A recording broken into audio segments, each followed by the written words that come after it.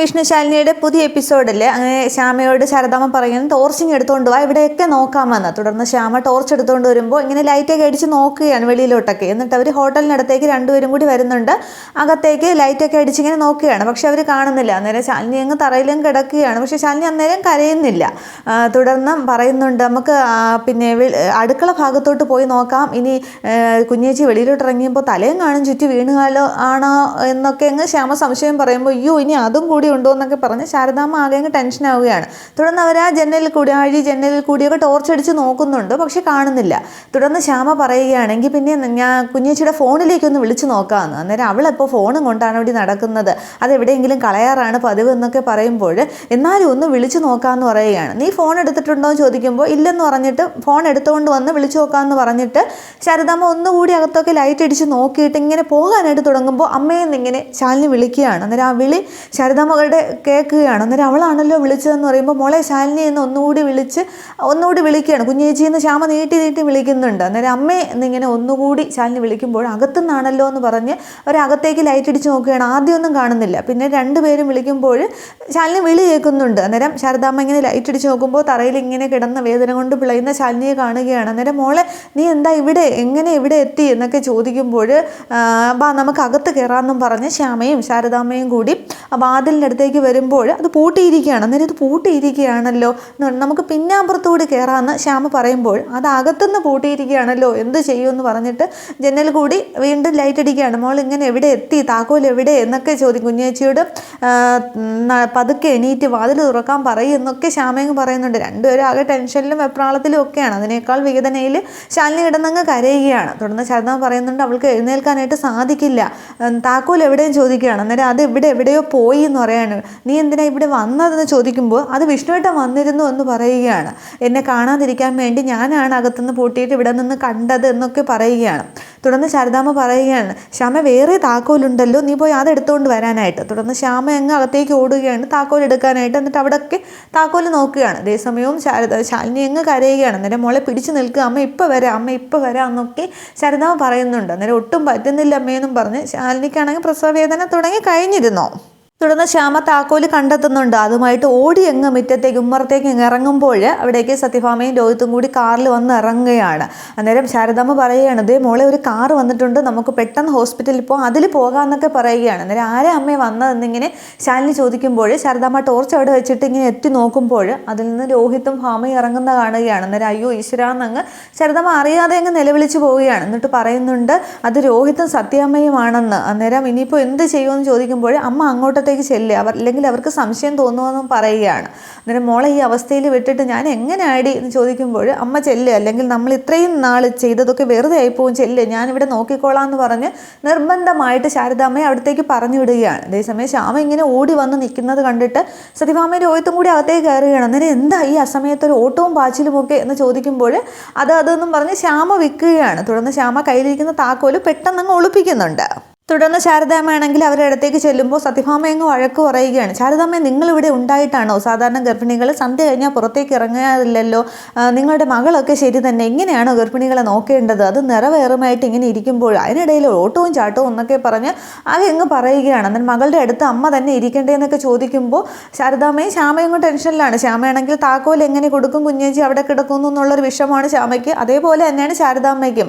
സത്യഭാമ ഇങ്ങനെ ഓരോ വാക്ക് പറയുമ്പോഴും ശാലിനി അവിടെ കിടന്ന് വിളിക്കുന്നതാണ് ശാരദാമ്മയുടെ മനസ്സ് മുഴുവൻ.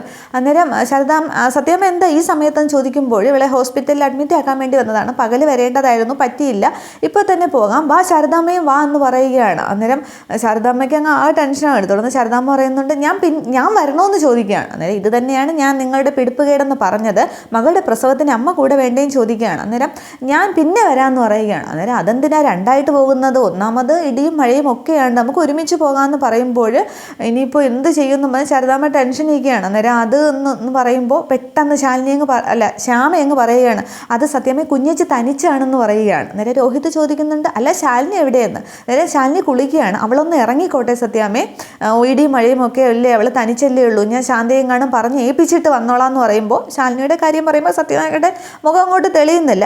അങ്ങനെയെങ്കിൽ അങ്ങനെ എന്ന് പറഞ്ഞിട്ട് വാ മോളെ എന്ന് വിളിക്കുകയാണ്. തുടർന്നും അതിന് മുന്നേ ശാരദാമ്മയോട് സത്യാമ്മ പറയുന്നുണ്ട്, നേരത്തെ തന്നെ ഹോസ്പിറ്റലിൽ അഡ്മിറ്റ് ചെയ്യണം, നേരത്തെ വേദന വന്നാൽ എന്ത് ചെയ്യും, നിങ്ങൾ എൻ്റെ മകളുടെ പ്രീതിയുടെ പ്രസവമൊക്കെ എടുത്തിട്ടുണ്ട്, അതൊന്നും ചെയ്യാൻ പറ്റാത്ത അവസ്ഥ ആയതുകൊണ്ടാണ് ഇപ്പോൾ വീട്ടിൽ പ്രസവം ഒന്നും നടക്കുന്ന കാര്യമല്ല.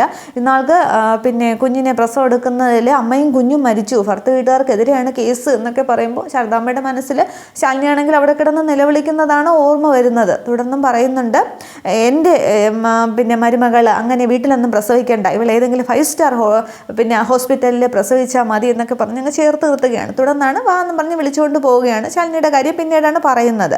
ഇതേസമയം ശ്യാമ ചിന്തിക്കുകയാണ്, ഈ ഹോട്ടലിലെ താക്കോൽ എങ്ങനെ സത്യാമ്മ കാണാതെ അമ്മയ്ക്ക് കൊടുക്കും, കണ്ടാൽ ഇനി ഹോട്ടലിലേക്ക് പോയി ആകെ പ്രശ്നമാകുമല്ലോ എന്ന് പറഞ്ഞ് ഇങ്ങനെ കയ്യിൽ ഒളിപ്പിച്ചുകൊണ്ട് തന്നെ പോകുന്നത്. ശാരദാമ്മയും ചിന്തിക്കുന്നുണ്ട്, അയ്യോ താക്കോൽ അവളുടെ കയ്യിലാണല്ലോ, വാങ്ങാൻ പറ്റുന്നില്ലല്ലോ എന്നൊക്കെ ശാരദാമ്മയും ചിന്തിക്കുകയാണ്. തുടർന്ന് സത്യഭാമ ശ്യാമയെ വിളിച്ചുകൊണ്ട് അടുത്തേക്ക് പോകുന്നുണ്ട്.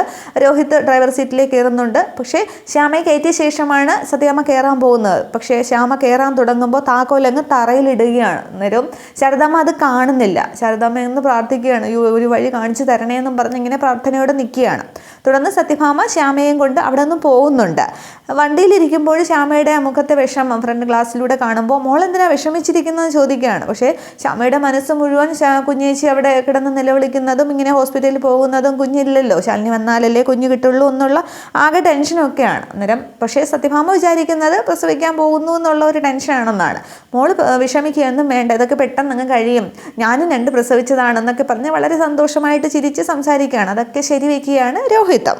സത്യഭാമയുടെ കൊച്ചുമകൾ രാജകുമാരി പോലെ പിറക്കും എന്നൊക്കെ പറഞ്ഞങ്ങ് പറയുമ്പോൾ ശ്യാമയാണെങ്കിൽ അങ്ങ് മനസ്സിലോർക്കുകയാണ്, ഈശ്വര ദേവി സത്യാമ്മയുടെ കൊച്ചുമോളെ കാത്തോളണേ എന്നൊക്കെ. അതേസമയം അവിടെ കിടന്നങ്ങ് പ്രസവവേദന കൊണ്ട് പുളയുകയാണ് ശാലിനി.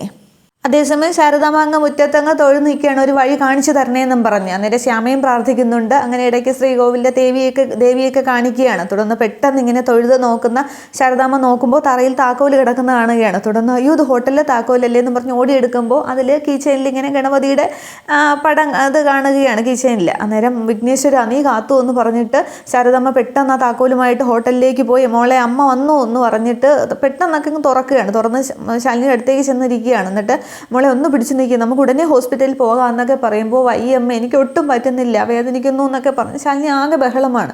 ഈശ്വര എന്താ ഒരു വഴിയെന്നും പറഞ്ഞിങ്ങനെ ശാരദാമ്മ ചുറ്റും നോക്കുമ്പോൾ ശാലിനിയുടെ ഫോൺ കാണുകയാണ്. തുടർന്ന് ഫോൺ എടുത്ത് ശാരദാമ്മ ശാന്തയാണ് വിളിക്കുന്നത്. എന്നിട്ട് ചോദിക്കുന്നുണ്ട്, ചന്ദ്രൻ ഓട്ടം കഴിഞ്ഞ് ഓട്ടോയുമായിട്ട് എത്തിയോ ചോദിക്കുകയാണ്. അന്നേരം അങ്ങേര് വെളിവില്ലാതെ പാതിരാത്രിയാണ് വരുന്നത്, എന്താ ശാരദാമ്മയും ചോദിക്കുമ്പോൾ ശാലിനിക്ക് പ്രസവ വേദന തുടങ്ങി, മനുഷ്യ കുഞ്ഞായിട്ട് ഞാനല്ലാതെ ഇവിടെ വേറെ ആരും ഇല്ല എന്ന് പറയുമ്പോൾ അയ്യോ ഇനിയിപ്പോൾ എന്താ ചെയ്യുക എന്ന് പറഞ്ഞിട്ട് ശാന്ത പറയുകയാണ്, സ്റ്റാൻഡിൽ നിന്ന് ഏതെങ്കിലും ഒരു ഓട്ടോയും പിടിച്ചുകൊണ്ട് ഞാൻ ഉടനെ അങ്ങ് വരാം, ഇപ്പോൾ ഫോൺ വെച്ചോ എന്ന് പറഞ്ഞ് ശാന്ത ഫോൺ വയ്ക്കുകയാണ്.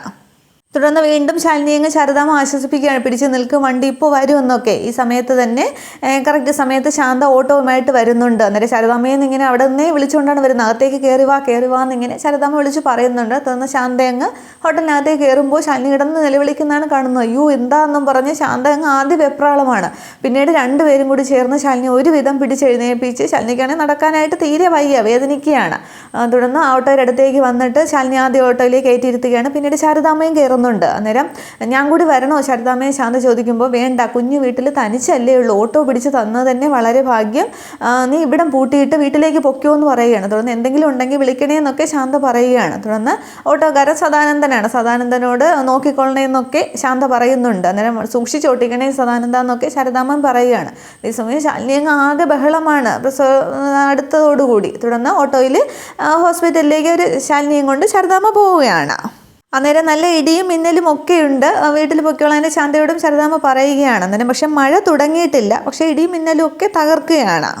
തുടർന്ന് ഓട്ടോയിൽ പോകുമ്പോഴൊന്ന് പെട്ടെന്ന് പോ സദാനന്ദ എന്നൊക്കെ ശാരദാമ്മ പറയുകയാണ്. ശാലിനിയുടെ വെപ്രാളം കണ്ടിട്ട് ഒന്ന് പിടിച്ചു നിൽക്കുക കുഞ്ഞെ, നമ്മളിപ്പോൾ ഹോസ്പിറ്റലിൽ എത്തും എന്നൊക്കെ പറയുമ്പോൾ സദാനന്ദ ആട്ടോക്കാരൻ പറയുന്നുണ്ട്, പിന്നെ ഈ റോഡിൽ കൂടി പോകുന്ന പരമാവധി സ്പീഡിൽ തന്നെയാണ് ഞാൻ പോകുന്നത്, നിങ്ങളുടെ അവസ്ഥയൊക്കെ എനിക്ക് മനസ്സിലാകും, എനിക്ക് ഇതേ പ്രായത്തിലൊരു മകളുണ്ട്, പണി തരുന്ന വണ്ടിയാണ്, പിന്നെ ഇത് വർക്ക്ഷോപ്പിൽ കയറ്റേണ്ട സമയം കഴിഞ്ഞു, എന്നാലും നിങ്ങളുടെ ഈ കുട്ടിയുടെ പ്രായത്തിൽ എനിക്കൊരു മകളുണ്ട്, അതുകൊണ്ട് തന്നെയാണ് ശാന്ത വിളിച്ച് പറഞ്ഞപ്പോൾ ഞാൻ വണ്ടിയുമായിട്ട് വന്നത് എന്ന് പറയുകയാണ്. അന്നേരം എന്തെങ്കിലും ചെയ്യ് സദാനന്ദ എന്നൊക്കെ ശാരദാമ്മ പറയുകയാണ്. അന്നേരം കരുണ ഹോസ്പിറ്റലിൽ അല്ലേ പറഞ്ഞത്, ഇതുവഴി ഒരു ഷോർട്ട് കട്ട് ഉണ്ട്, അതിലേ പോയാൽ നമ്മൾ പെട്ടെന്ന് എത്തു പറയുകയാണ്. അന്നേരം എങ്കിൽ അതുവഴി പോകാമെന്ന് ശാരദാമ്മ പറയുമ്പോൾ ഈ സദാനന്ദ ഷോർട്ട് കട്ട് പിടിക്കുകയാണ്.